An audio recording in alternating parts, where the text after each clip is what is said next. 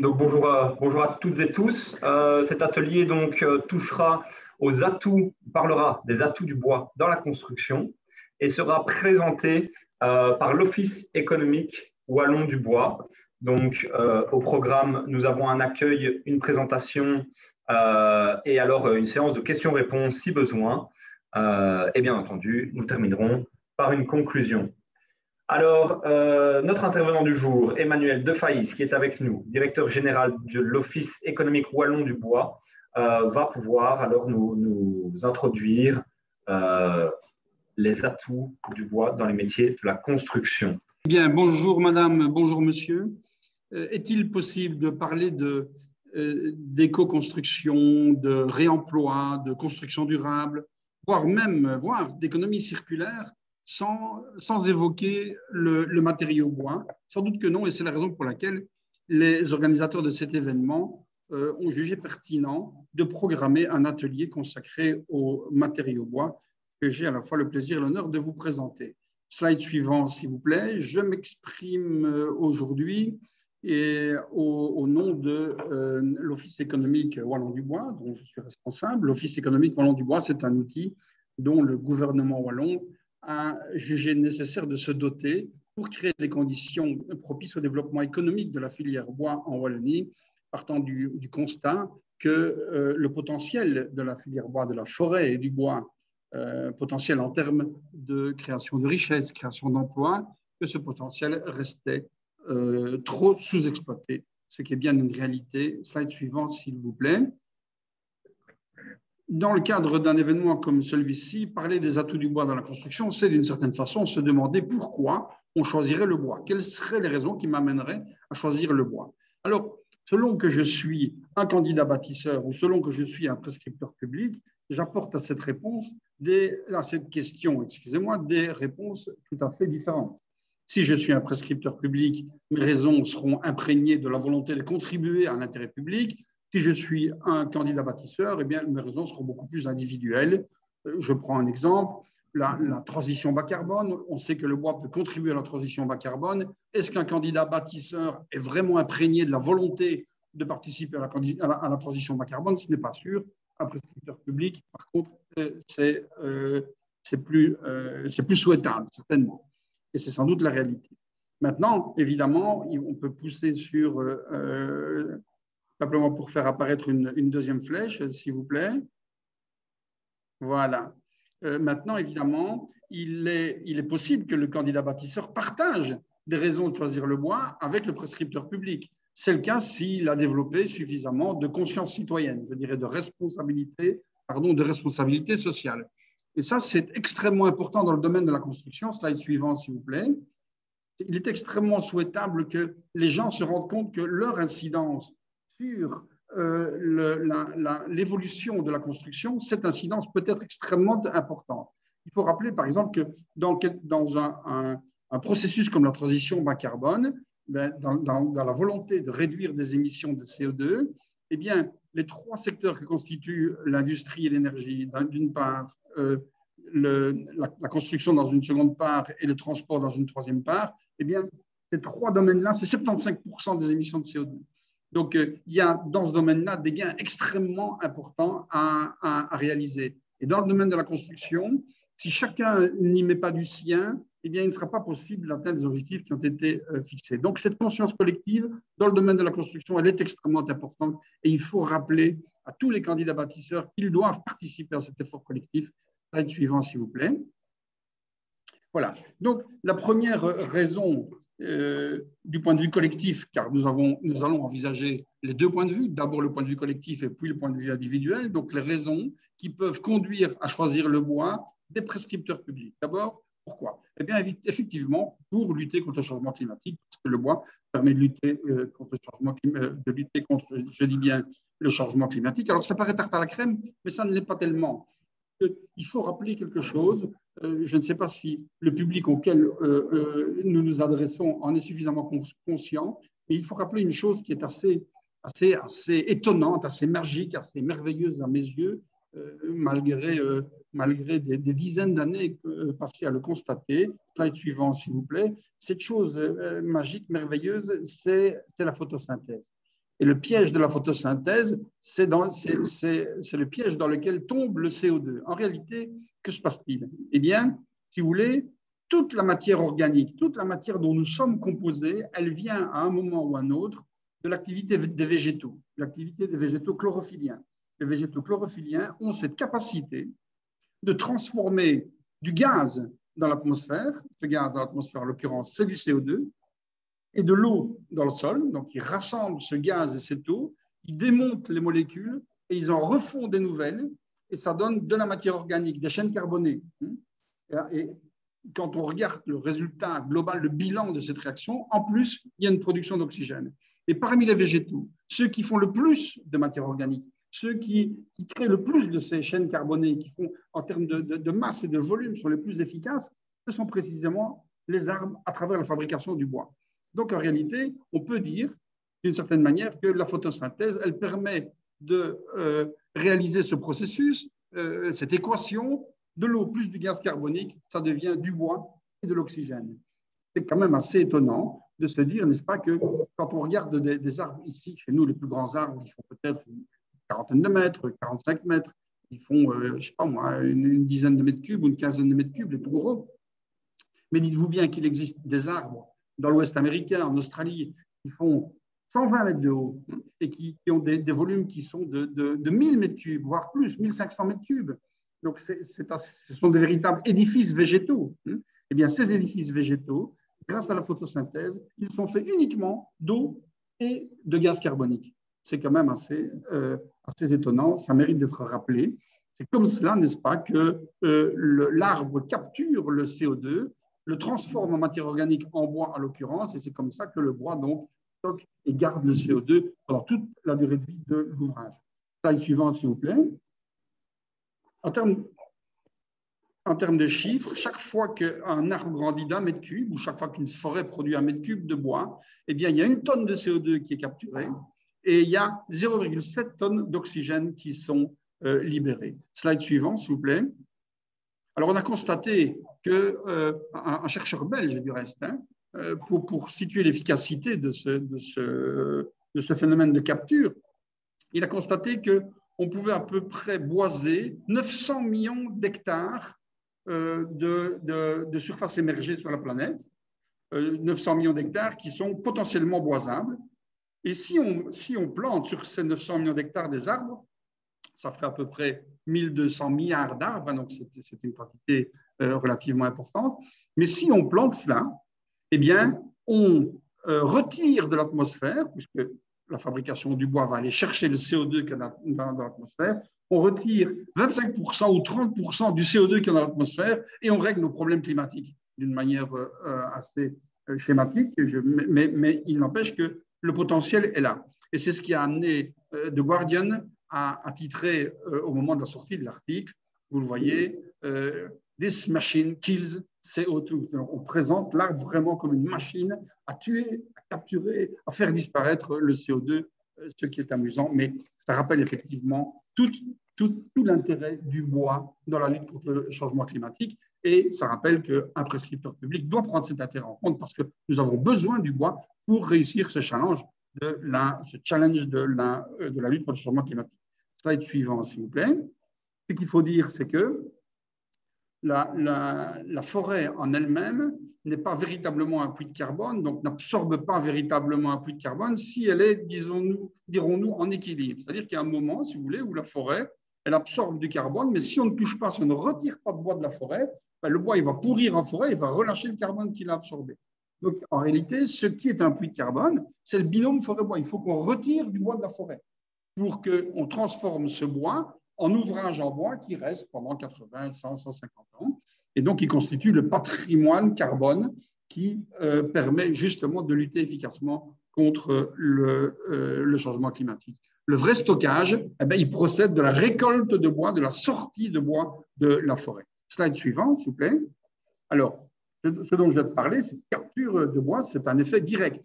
C'est-à-dire que quand l'arbre grossit, eh bien, plus l'arbre grossit, plus le capital ligneux en forêt augmente et moins il y a de CO2 dans l'atmosphère. C'est un effet direct, mais aussi un effet indirect.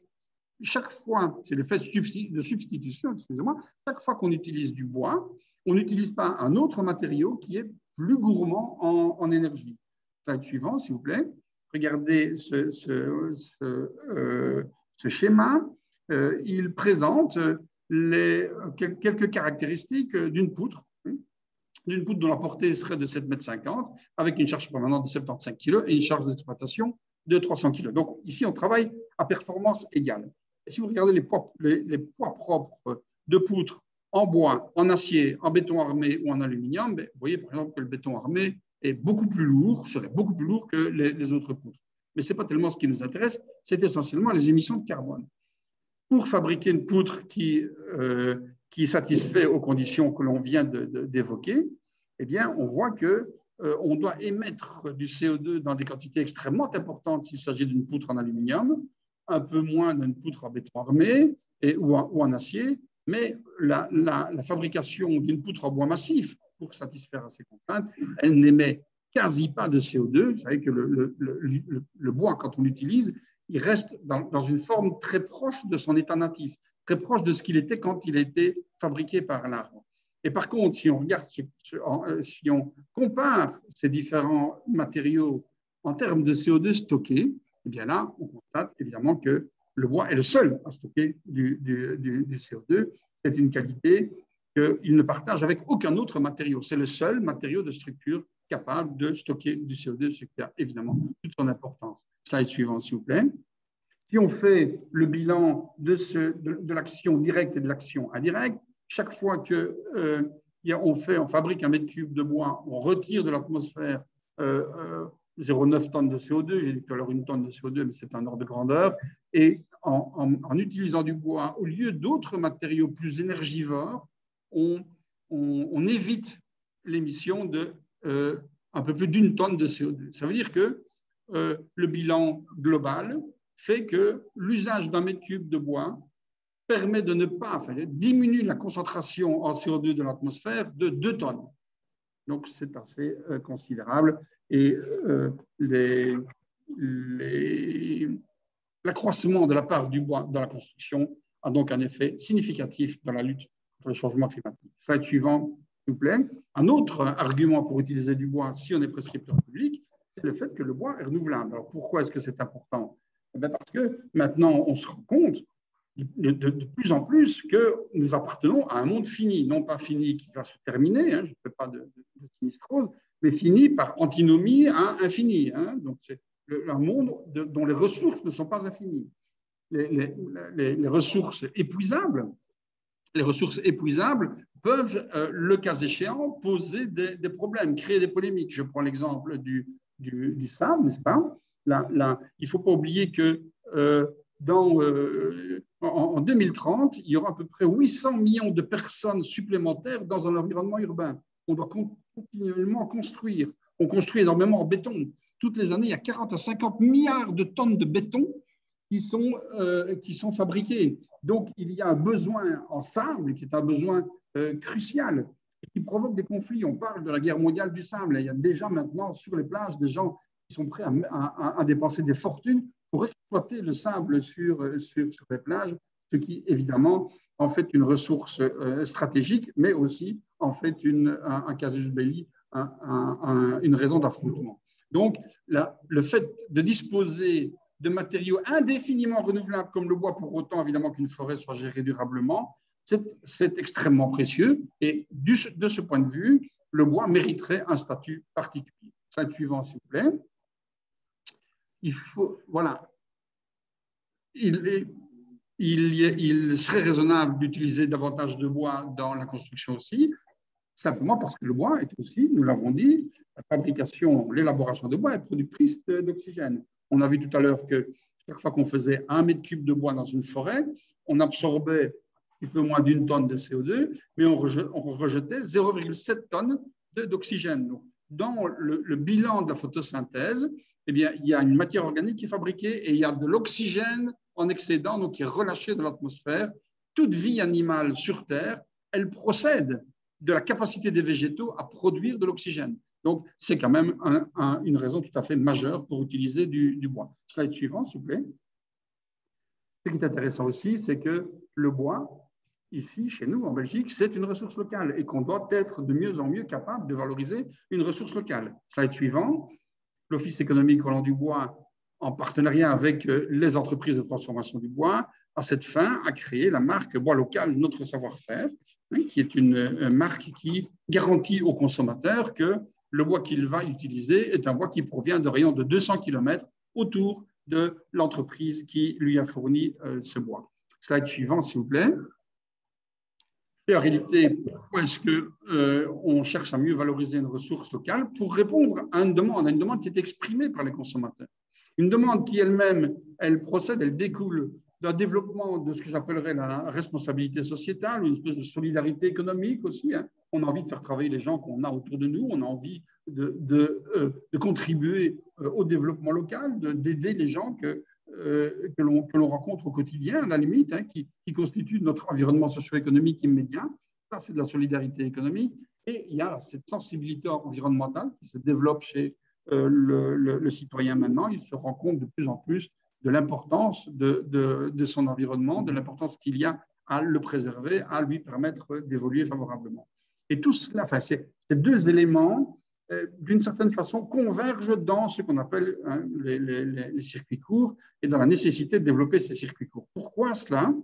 Eh bien, parce que quand on parle de circuits courts, il y a deux éléments qui doivent être pris en considération. Il y a d'abord et c'était ce qu'il signifiait initialement, le circuit court, c'était réduire le nombre d'intervenants entre le producteur d'un produit et le consommateur de ce produit. Donc, c'est réduire le nombre d'intermédiaires, ce qui ajoute à la traçabilité du produit. Mais il y a une connotation circuit court, une connotation, je dirais, géographique. On réduit le transport. On évite, par exemple, en termes de bois, que des bois produits chez nous aillent en Asie pour être transformés, reviennent chez nous pour être utilisés. Donc, la réduction des transports est une des facettes des circuits courts qu'il s'agit de prendre en considération.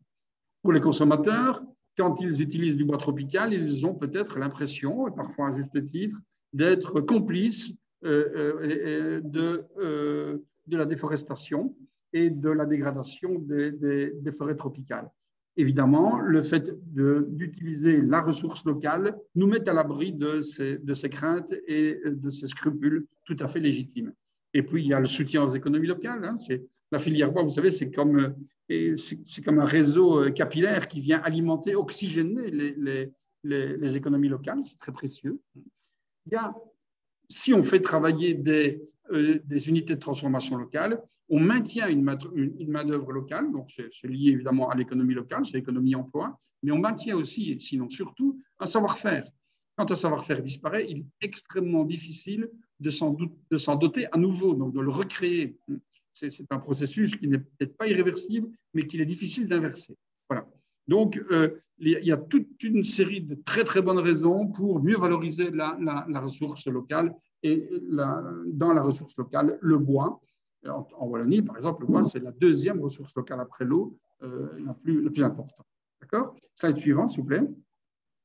Et aussi le fait qu'il y a un règlement de produits de construction à l'échelle européenne. Et ce règlement de produits de construction, slide suivant, il comporte un certain nombre d'exigences fondamentales.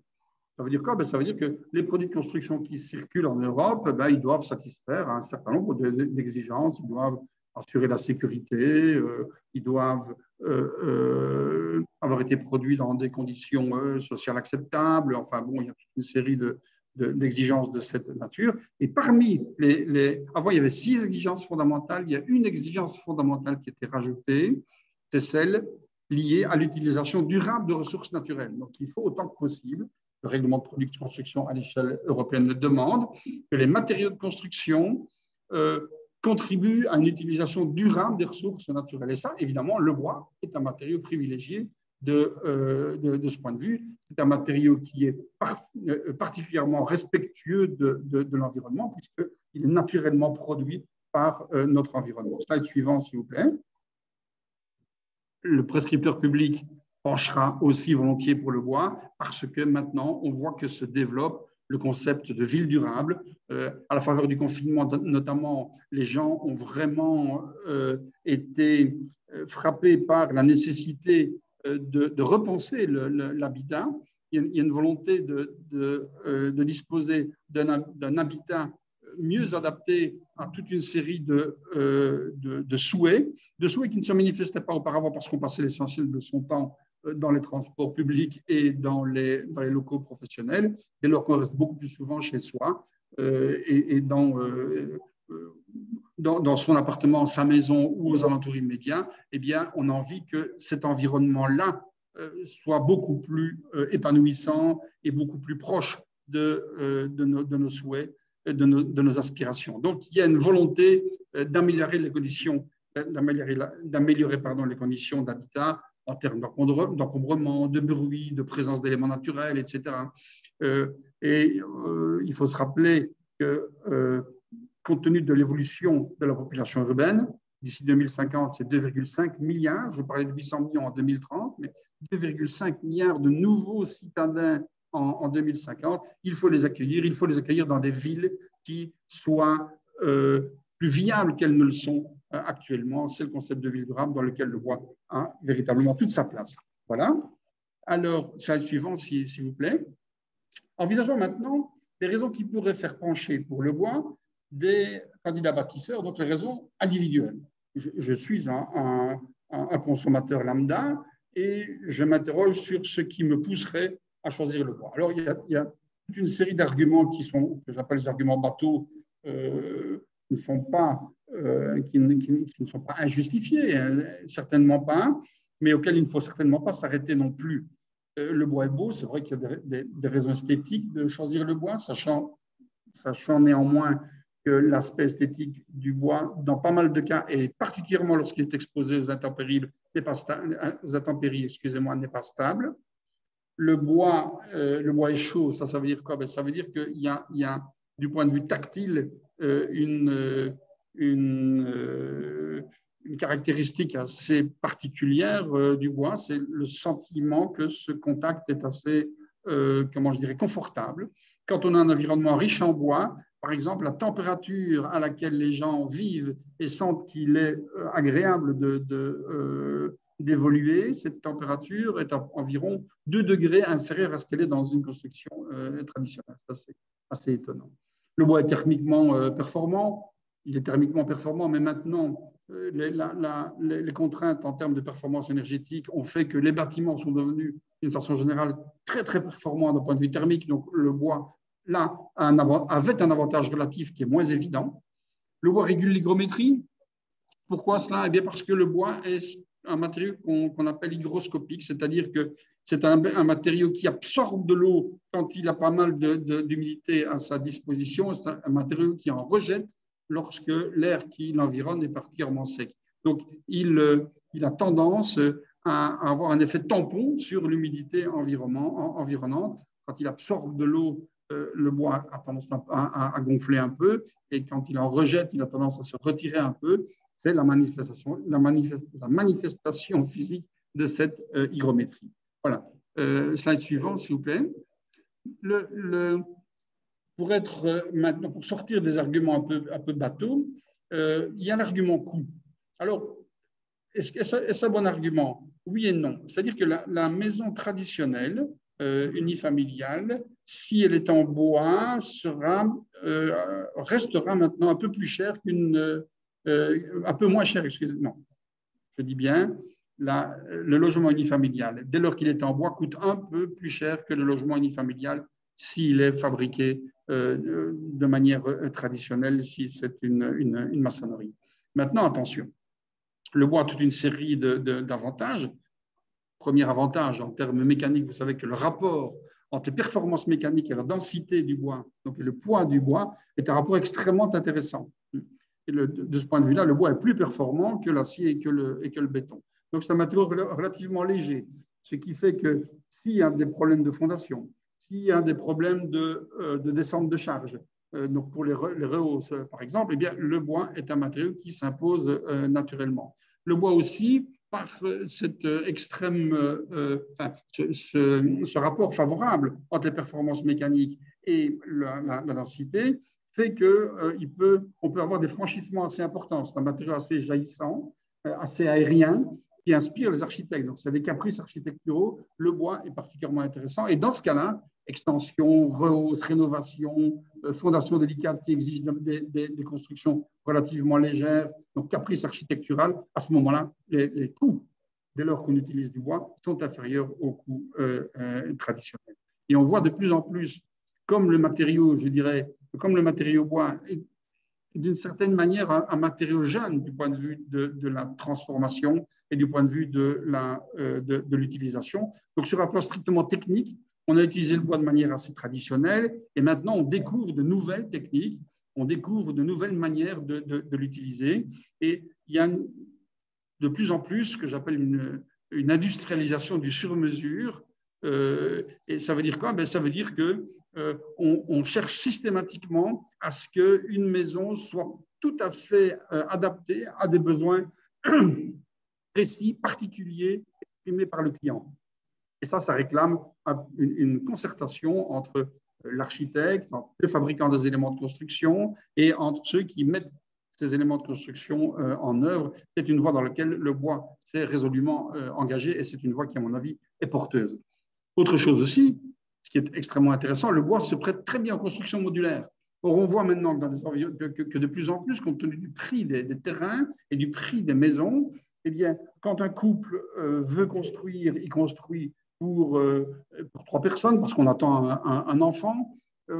Si on a plus qu'un enfant, 2, 3, 4 enfants, alors on ajoute quelques pièces à la maison, on fait des travaux, et puis, le cas échéant, on enlève ces quelques pièces en fin de vie parce que la maison devient d'une taille trop importante. Donc, il y a une conception de la maison qui est en train d'évoluer. C'est quelque chose qui va devenir beaucoup plus adaptable à une situation familiale. C'est quelque chose qui sera moins figé, moins immobile que ça ne l'est actuellement. Et de ce point de vue-là, l'usage du matériau bois permettra de réduire les coûts. Slide suivant, s'il vous plaît. L'usage du bois, c'est intéressant aussi pour un candidat bâtisseur pour la rapidité d'exécution. C'est une construction sèche. La construction bois est de plus en plus préfabriquée. Donc, il n'est pas rare de voir des maisons en bois apparaître en 3 semaines sans trop de problèmes. Donc, ça réduit les difficultés de double loyer, ça réduit les difficultés liées aux intempéries, etc. Enfin, donc, cette rapidité d'exécution est un avantage réel pour le candidat bâtisseur. La qualité de la fabrication. Je parlais des intempéries tout à l'heure. Le bois est la construction bois est de plus en plus préfabriquée. Avant, la préfabrication avait une connotation un peu négative. C'est plus du tout le cas maintenant. La préfabrication, c'est la garantie que les éléments ont été fabriqués dans des conditions de contrôle, de sûreté, et qui étaient des conditions optimales. Il est beaucoup plus, il est souhaitable de préparer un élément de construction dans un atelier qui est bien outillé, dans un climat, dans une humidité, avec une quantité de poussière, etc., qui sont contrôlées, plutôt que de le faire sur chantier, d'affronter des intempéries, d'avoir des problèmes d'outillage, etc., etc. Donc, la préfabrication, c'est une garantie de qualité. Et en plus, il y a cette possibilité de planifier de manière beaucoup plus rigoureuse que si on fait des fabrications sur chantier, parce que là, toute une série d'aléas risquent de dilater le temps de construction d'une manière qui serait évidemment préjudiciable au projet des candidats bâtisseurs. Slide suivant, s'il vous plaît. Pour la sécurité aussi, le bois est intéressant. D'abord, pourquoi? Pour les incendies. Vous savez qu'avant la construction bois, les gens la considéraient avec un peu de méfiance à cause des incendies, alors que maintenant, on se rend compte que c'est un des atouts majeurs de la construction bois. Pourquoi? Parce que le bois est un matériau qui garde ses propriétés à très haute température, ce qui est un cas unique. Les autres matériaux voient leurs propriétés gravement altérées par la température. À 600 degrés, une structure en acier, elle fond brutalement. un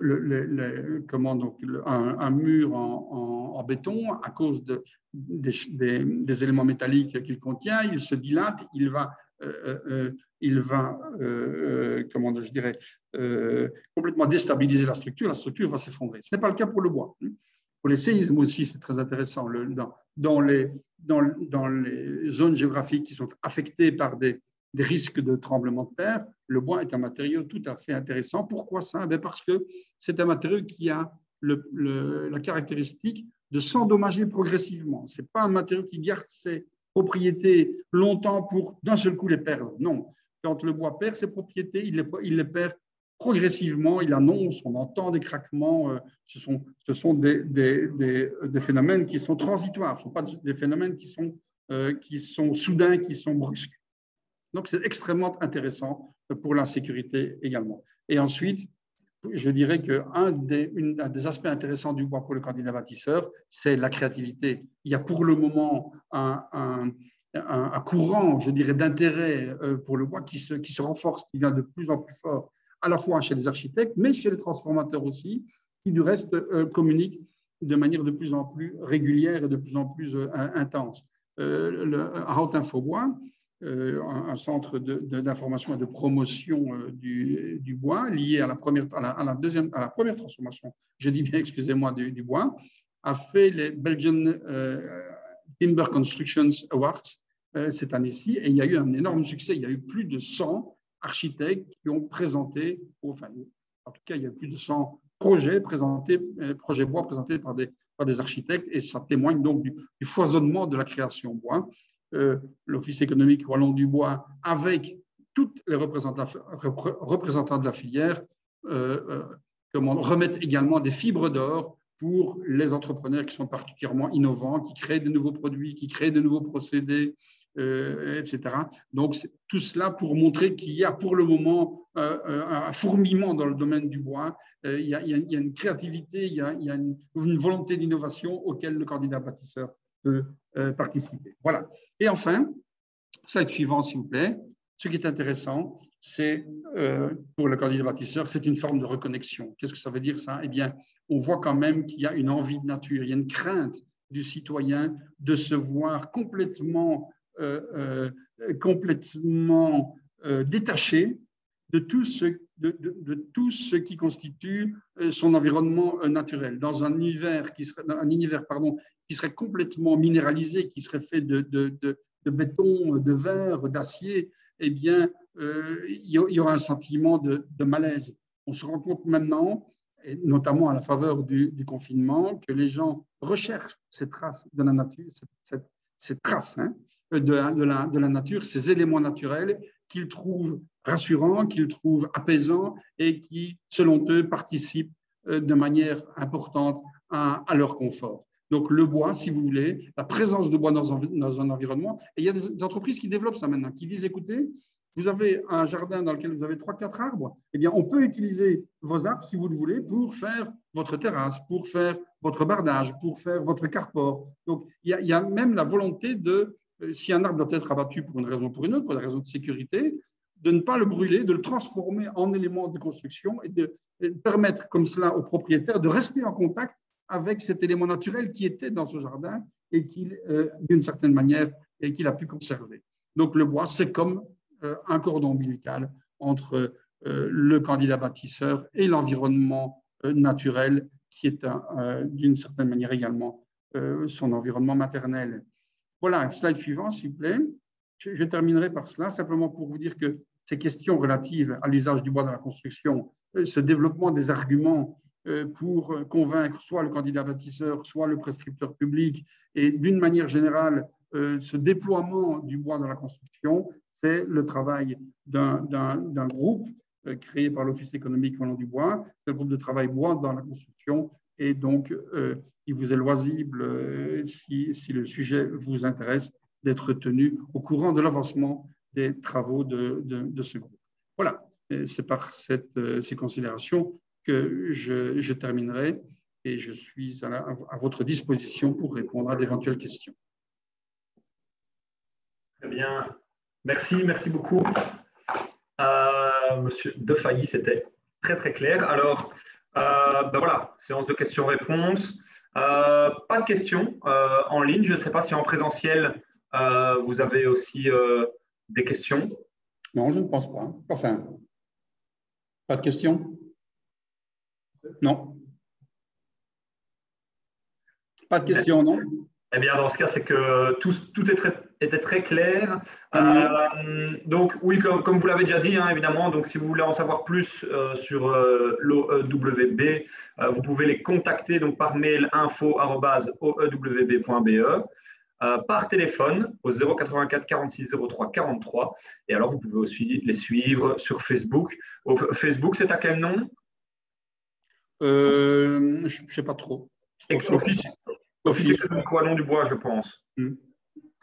Voilà, et alors, si vous avez envie de visiter le BRIC, eh bien, vous pouvez remplir ce formulaire donc, qui sera disponible via la présentation ou alors nous contacter simplement à info@efp.be ou par notre téléphone au 0800 85 210. Ben voilà, il ne nous reste plus qu'à vous remercier. Alors, si personne n'a de questions, ce n'est pas le cas en tout cas sur Internet. Eh bien, merci beaucoup de votre présence, Monsieur Defailly, et pour votre présentation. Et alors, j'espère à bientôt pour une prochaine collaboration. Avec plaisir, à bientôt. Merci, au revoir. Présentation de notre atelier numéro 3.